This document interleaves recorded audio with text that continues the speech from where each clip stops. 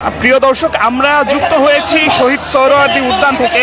আজকে শহীদ সোহরাওয়ার্দী উদ্যানে জাতীয় নাগরিক পার্টি একটি ইফতার মাহফিল আয়োজন করেছে। যে ইফতার মাহফিলে জুলাই অভ্যুত্থানে যারা আহত এবং নিহত ছিলেন তাদের পরিবারবর্গ সহ আজকে ইফতার এর আয়োজন করা হয়েছে। আমরা সরাসরি দু একজন যারা আহত ছিলেন তাদের সাথে একটু কথা বলে জানানোর চেষ্টা করব। জি, আপনার কাছে একটু আগে আমি জানতে পারলাম আপনি জুলাই অভ্যুত্থানে আহত হয়েছিলেন। কি ঘটেছিল সেদিন?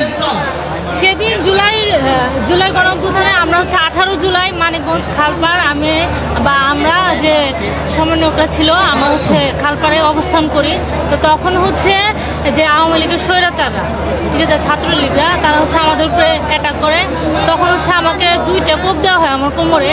আর ছাত্রলীগের যে নেত্রীগুলা, মহিলাগুলা, তারা হচ্ছে আমার উপরে মারধর করে। আমার খুব অবস্থা দেখো, তারা রক্তাক্ত অবস্থা দেখো, আমাকে ছাড়া নাই। আমাকে ওইখানে ডিরেক্ট মোরগঞ্জে সারা শরীরে মারধর করছে। ওই অবস্থায় আমি হচ্ছে যেভাবে নিজেকে সেভ করি। তারপরে আমাকে কয়েকজন অজ্ঞাত অবস্থায় আমাকে হসপিটালে নিয়ে যায়। হসপিটালে যখন আমি ভর্তি হই, হসপিটালে ভর্তি হওয়ার পরও ছাত্রলীগরা ওইখানে অবস্থান করে। আমাকে বাথরুমে লুকিয়ে রাখা হয়েছিল। এরকম একটা অবস্থা সিচুয়েশন আমি পার করছি। এখন আপনার শারীরিক অবস্থা কি? স্বাভাবিকভাবে হাঁটা চলা করতে পারেন কিনা? জি, স্বাভাবিকভাবে এখন হাঁটা চলা করতে পারি, কিন্তু যে সেলাই হয়েছে কোমরে, ওখানে হচ্ছে চিন ব্যথা করে। আমার হচ্ছে অনেকক্ষণ বসে থাকলে কোমর প্রবলেম দেখা দেয়, দাঁড়ায় থাকলে কি সাথে। আর আমার হচ্ছে উন্নত মানে এখনো চিকিৎসার প্রয়োজন, ঠিক আছে। কারণ কোমরের যে বিষয়টা, কারণ হচ্ছে কোমর দিয়ে আমি কি সারা শরীর আমার বহন করে, পা সারা শরীর, বুঝছেন। তো হাঁটা চলা আমার অনেক সমস্যা। সরকার বা হচ্ছে সমাজসেবা অধিদপ্তর বা জুলাই স্মৃতি ফাউন্ডেশন থেকে কোনো ধরনের সহযোগিতা পেয়েছেন কিনা? বলা হয়েছে আমাদেরকে, কিন্তু এখন আর কি এটা নিয়ে দৌড়াদৌড়ি করে নেই, কারণ অনেক হেনস্থা হতে হচ্ছে।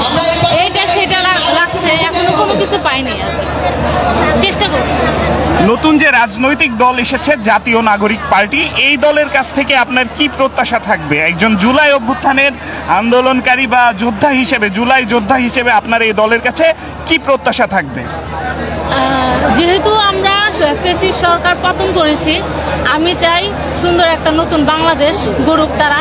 আমাদের উপরে যারা এই যে ফ্যাসিস্ট, যেই সরেছে, যে ধর্ষণ হচ্ছে, এই নতুন কি যে হচ্ছে দেশটা, আমি চাই দেশটা স্বাভাবিক পরিস্থিতিতে তারা আনুক।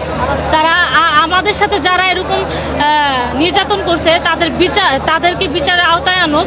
আর নতুন দেশ গড়ার লক্ষ্যে আমি এই দাবি জানাচ্ছি। প্রিয় দর্শক, যেমনটি শুনছিলেন আপনারা, আমরা কথা বলছিলাম একজন জুলাই অভ্যুত্থানে আহত একজনের সাথে, যিনি আহত হয়েছিলেন মানিকগঞ্জে। আমরা এখানে আরও দেখছি বেশ কয়েকজন আহত মানুষ এখানে রয়েছেন। জুলাই অভ্যুত্থানে যারা আহত রয়েছেন তারা মূলত এখানে এসেছেন এবং সেই আহত যারা তাদের কাছেই যাচ্ছে বিভিন্ন গণমাধ্যম। আমরা সরাসরি আরো কয়েকজন যারা আহত রয়েছেন তাদের সাথে একটু কথা বলে শেষবারের মতো আমাদের যারা শহীদ পরিবার এবং আহত যোদ্ধা আছেন এই 24শে জুলাই অভ্যুত্থানে কথা বলে আপনাদেরকে শেষবারের মতো একটু বিনীত অনুরোধ করি, সুন্দর করে আমরা লাইভে একটু বসে যাই। প্রিয় দর্শক, আমরা দেখছি এই মুহূর্তে এখানে জাতীয় নাগরিক পার্টির যে ইফতার কর্মসূচি, সেই ইফতার কর্মসূচি শুরু আমরা এই অনুষ্ঠান শুরু হওয়ার পূর্বে একটু কথা বলে জানার চেষ্টা করব। যে দেখছি একটি ছেলের ছবি, ছেলেটি কে আসলে এবং কিভাবে হলো? আমার ছোট ভাই জিহাদ হাসদার।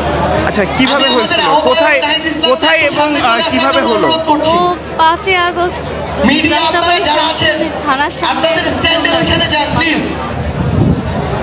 কিভাবে হয়েছিল ঘটনাটি একটু বিস্তারিত বলুন আর কি। ও ডেইলি দেখা যায় যে আন্দোলনে যাইতো, তো ওই দিনও গেছে, জোহরের সময় গেছে। আম্মু সকাল থেকে ওরা নিষেধ করছে যাওয়ার জন্য, তাও এক ফাঁকে বলছে আম্মু ও সবসময় নামাজ পড়তে বের হয় মসজিদে। তো ওই দিন বের হয়েছে, তা আম্মু ভাবছে যে শুধু নামাজ পড়তেই যাবে, ও নামাজ পড়ে ওদিকে চলে গেছে যাওয়ার জন্য। ওদিকে যেতে পরে সামনে যাওয়ার পরে গুলি লাগছে। আমি জানি যায় নাই, ও একা গেছে।